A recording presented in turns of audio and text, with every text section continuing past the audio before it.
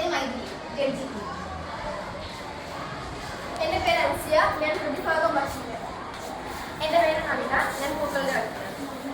എൻ്റെ പേര് സൂര്യ, ബെൻസിയാണ്. എൻ്റെ പേര് ശ്രീഭദ്ര, ഞാൻ കവി.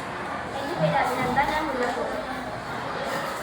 എൻ്റെ പേര് എസ്ത്രി, ഞാൻ ചെമ്പ്രാതം. എൻ്റെ പേര് ശ്രീയ പല്ലവി. എല്ലാവരും ഡയലോഗ് ഉറച്ചു പറയണം കേട്ടോ, ഇങ്ങനെ കിട്ടും.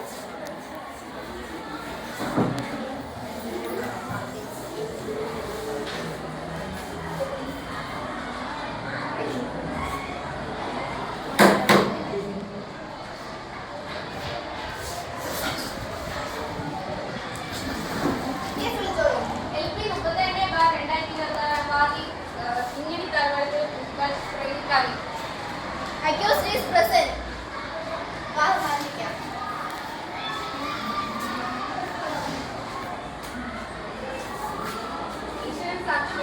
ഈശ്വരൻ സാക്ഷിയായി കോടതി മുമ്പാകെ സത്യം മാത്രമേ ബോധിപ്പിക്കൂ. സത്യം സത്യം ഇത് സത്യം സത്യം സത്യം. നിങ്ങളുടെ പേരെന്താണ്? നിങ്ങളുടെ സ്ഥലം എവിടെയാണ്? ഈ കൂട്ടിൽ നിൽക്കുന്ന ആൾക്ക് നിങ്ങൾ പരാതി നൽകിയിട്ടുണ്ടോ? അതെ. എന്താണ് പരാതി? ഇദ്ദേഹം ഈ പന്നിയിൽ പോയിട്ട് ചെയ്ത നിസ്സാരമാണെന്ന് കരുതി അവമാനിച്ചു. എന്റെ കക്ഷി ഈ പന്നിയിൽ പോയി പരിഹസിക്കുന്നത് നിങ്ങൾ കണ്ടു. സാക്ഷിയുണ്ടോ? സാക്ഷിയുണ്ട്. ഇവരോട് സാക്ഷി വിസ്തരിക്കണം. ഇങ്ങനെ കാലവാരത്തെ ചെമ്പകത്തെ വയ്ക്കാൻ പറ്റും.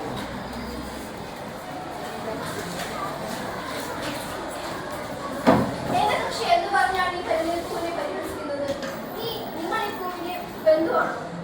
അല്ല, ഞാൻ ആ പൂന്തോട്ടത്തിലെ മറ്റൊരു പൂവാണ്. ഇദ്ദേഹം ആ പന്നിയിൽ പൂവിന്റെ ജീവിതം നിസ്സാരമാണെന്നും ആർക്കും ഉപയോഗമില്ലെന്നും പറഞ്ഞാണ് ആക്ഷേപിച്ചത്. ഇവരോട് ഇദ്ദേഹം വാദിപ്പാതിന് പ്രതിഫലം പറഞ്ഞാൽ എന്റെ കക്ഷിക്കെതിരെ എങ്ങനെ പറയും? ഒബ്ജക്ഷൻ പ്രകൃതിയുടെ ജീവനാടിയെ പൂക്കളെ മാനസികമായി തളർത്തുകയും മറ്റുള്ള പൂക്കളുടെ മുമ്പിൽ വെച്ച് അപമാനിക്കുകയും ചെയ്ത പ്രതിക്ക് പരമാവധി ശിക്ഷ നൽകണമെന്ന് ബഹുമാനപ്പെട്ട കോടതിയോട് താഴ്മയായി അറിയിച്ചു. താങ്കൾക്ക് എന്തെങ്കിലും പറയാനുണ്ടോ?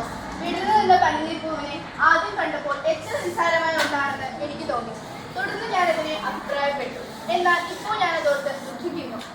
പൂക്കൾ ഭൂമിയുടെ ദേവതമാരാണ് എന്ന് ഞാൻ തിരിച്ചറിയുന്നു. അതുകൊണ്ട് തന്നെ മനഃപൂർവ്വം അല്ല ചെയ്ത തെറ്റിന് ബഹുമാനപ്പെട്ട കോടതി എനിക്ക് മാപ്പ് നൽകണമെന്ന് ഞാൻ താഴ്മയായി അപേക്ഷിക്കുന്നു. ഈ കേസിന് അർത്ഥ